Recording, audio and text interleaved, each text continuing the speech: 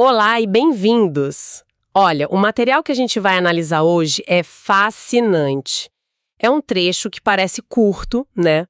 Do Evangelho de João, capítulo 5, versículos 10 a 18. Mas a tensão ali é altíssima. Altíssima. A cena começa com um milagre incrível. Um homem que estava enfermo há 38 anos é curado por Jesus. Mas, assim, a reação imediata não é de celebração, é de conflito.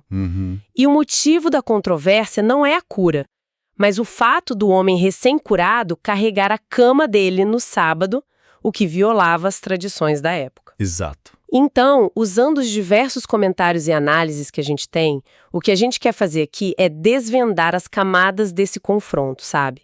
Explorar o contexto cultural, as tensões teológicas e, principalmente, a declaração extraordinária que Jesus faz sobre si mesmo no meio disso tudo. Exatamente. E é crucial a gente perceber desde o início que a questão do sábado é só o ponto de partida. É o gatilho, né? É o gatilho. O que começa como uma disputa sobre a interpretação da lei, muito rapidamente se transforma em algo, assim, muito maior. Essa passagem se torna o palco para uma das afirmações mais diretas de Jesus sobre a sua divindade em todo o Evangelho de João. Certo. Então, o debate sobre o que é permitido fazer no sábado escala para a pergunta fundamental: quem é Jesus? E essa escalada redefine completamente o conflito dele com as autoridades religiosas. Certo, então vamos começar a desembrulhar isso. Para a gente entender a reação dos líderes judeus, que, à primeira vista, parece tão insensível, a gente precisa mergulhar no que o sábado significava para eles. Porque o ato de carregar uma cama era um problema tão grave a ponto de ofuscar uma cura de quase 4 décadas. Essa é a pergunta central, né? E a resposta está nas camadas de tradição que foram construídas ao redor do mandamento do sábado. A lei de Moisés, lá no Antigo Testamento, era clara ao proibir o trabalho no sábado. Sim. Mas deixava a definição de trabalho, assim, um tanto aberta. Para evitar qualquer violação, mesmo que acidental, a tradição oral dos rabinos, que depois foi compilada na Mishnah, se dedicou a detalhar minuciosamente o que era trabalho. E quando você diz detalhar, do que a gente está falando exatamente? A gente está falando de um sistema incrivelmente complexo. As fontes que temos, como o Comentário Histórico-Cultural, por exemplo, apontam para uma lista de 39 categorias principais de atividades proibidas. 39 categorias, nossa! Sim, era um verdadeiro código de conduta para o sábado. Dá para imaginar como era fácil transgredir uma dessas regras sem nem perceber. E onde é que o ato de carregar a cama se encaixava nisso? Então, entrava especificamente na categoria de transportar um objeto de um domínio para outro. O ponto não era o peso da cama, o esforço físico, sabe? Não era o esforço. Não. A questão técnica para eles era o ato de levar um objeto de um espaço privado para um espaço público, como a rua. Segundo essa interpretação, isso era trabalho e, portanto, uma violação do sábado. Fico imaginando o peso que um sistema tão detalhado colocava sobre as pessoas comuns. Parece que a intenção original do sábado, que era ser um dia de descanso, de renovação, podia se perder fácil nesse labirinto de regras, né? Os comentários que a gente analisou abordam isso. Sim, abordam. Comentaristas como John MacArthur destacam um ponto que é crucial. O conflito de Jesus não era com a lei de Deus em si, Certo. mas com essa cerca de tradições humanas que foi construída ao redor dela. Na prática, esse sistema tinha se tornado um fardo. As regras eram tão rígidas que, por exemplo, um médico só podia intervir no sábado se uma vida estivesse em risco iminente. Só para salvar uma vida. Exato. Aliviar um sofrimento crônico, como o do homem no tanque de Betesda, não era considerado uma justificativa válida. A tradição, em muitos casos, tinha se sobreposto à compaixão. Com esse contexto em mente, a cena inicial fica muito mais clara, embora não menos chocante. Os versículos 10 e 11 descrevem o encontro. Os líderes judeus veem o homem curado e a primeira coisa que eles dizem é sábado, não te é lícito carregar o leito. Nenhuma palavra sobre a cura. Nenhuma, só a acusação. A resposta do homem, para mim, é o ponto alto aqui. Ele não tenta se justificar, ele simplesmente desvia a responsabilidade. E a resposta dele é de uma simplicidade genial, né? Ele diz: aquele que me curou, esse mesmo me disse: toma o teu leito e anda. Sim. O comentarista Warren Wiersbe analisa essa resposta como um argumento de autoridade implícito. O homem, talvez sem nem perceber toda a profundidade teológica do que ele dizia, estava colocando as autoridades num dilema. Ele estava essencialmente perguntando: quem tem mais autoridade? Vocês, com suas regras sobre carregar objetos, ou aquele que tem o poder de curar uma doença de 38 anos com uma única palavra? Uma jogada de mestre, quase instintiva, ele joga a responsabilidade de volta para eles, usando a própria cura como argumento supremo. E o mais incrível que o texto faz questão de frisar no versículo 13 é que o homem faz tudo isso sem nem saber o nome de Jesus. Esse detalhe é fundamental. É fundamental porque a obediência dele não veio de um profundo entendimento teológico ou de uma lealdade a um mestre conhecido. Veio da experiência. Veio da experiência pura e direta do poder que o restaurou. Ele obedeceu àquele que lhe deu a vida de volta.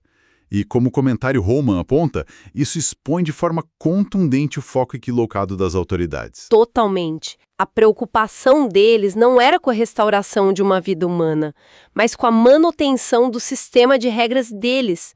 O homem estava celebrando a vida, eles estavam policiando a tradição. A história avança e fica ainda mais complexa. Mais tarde, no versículo 14, Jesus reencontra o homem no templo. E o que ele diz é, à primeira vista, um pouco desconcertante. Olha, já estás curado, não peques mais, para que não te suceda coisa pior. Confesso que, lendo isso, a primeira associação que me vem à mente é que a doença dele era um castigo por algum pecado específico. É essa a única interpretação possível? Essa é a reação natural ao texto, e é uma questão teológica bem delicada. Os comentários que a gente analisou são muito cuidadosos aqui. O consenso geral, baseado em outras passagens bíblicas, Certo. inclusive no próprio Evangelho de João, no capítulo 9, é que a gente não pode criar uma regra universal de que toda doença é um resultado direto de um pecado pessoal.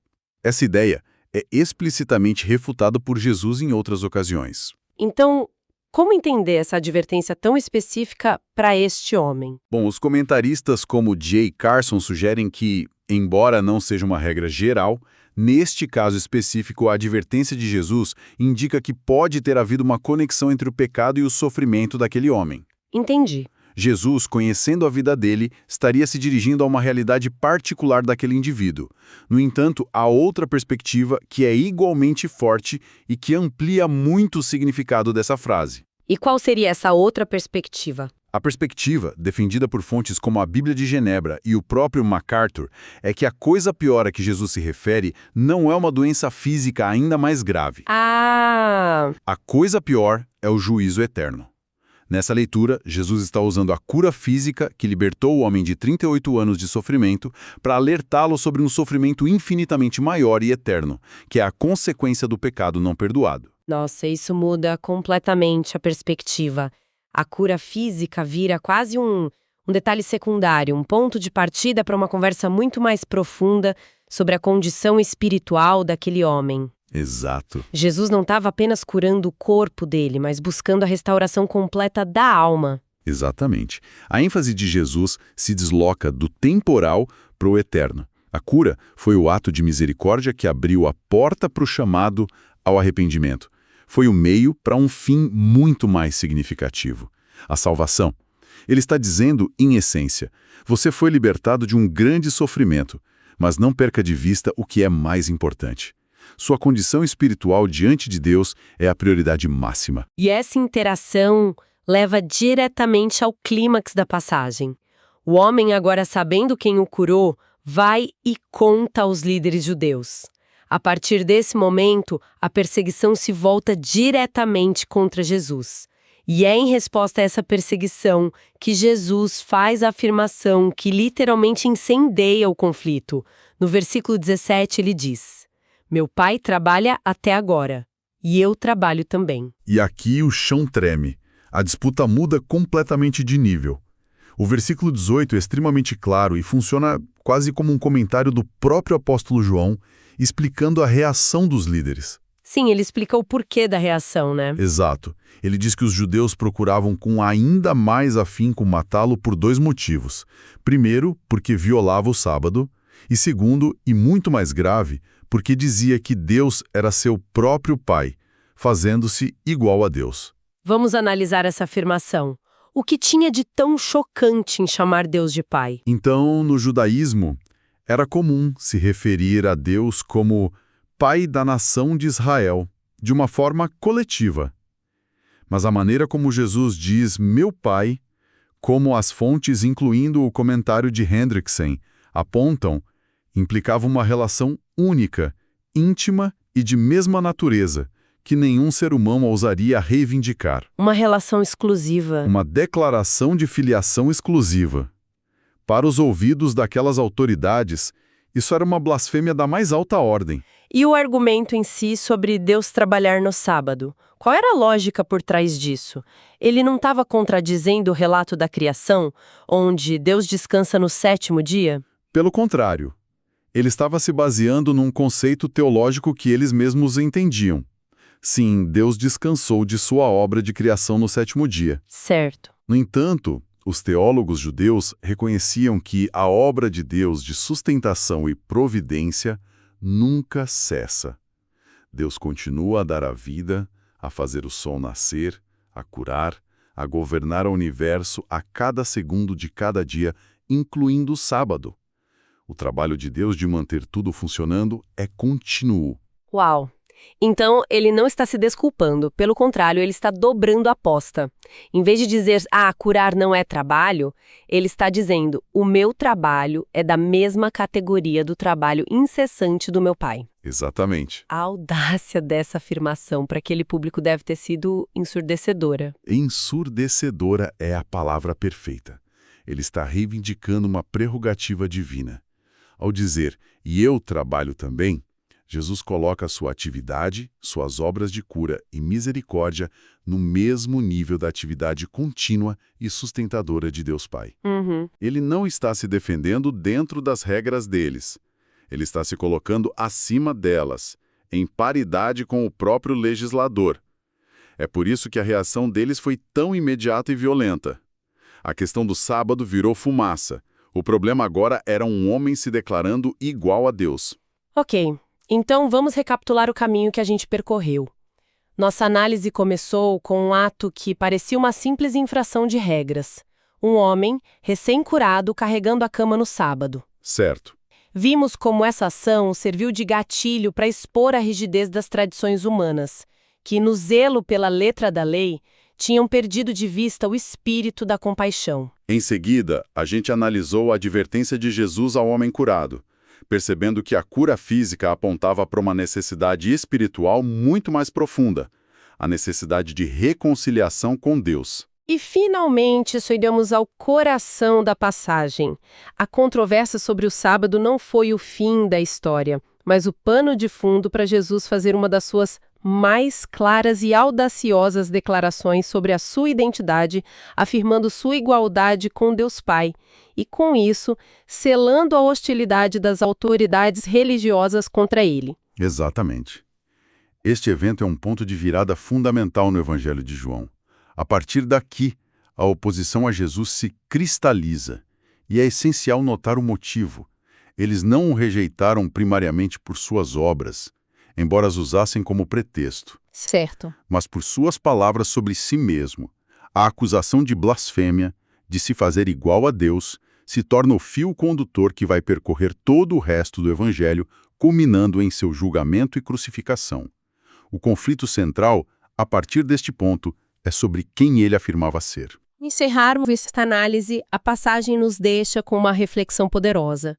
Ela nos mostra um conflito direto entre a ação viva e misericordiosa de Deus e um sistema de tradições humanas que, mesmo sendo bem intencionado na origem, tornou-se rígido a ponto de se opor à própria obra divina.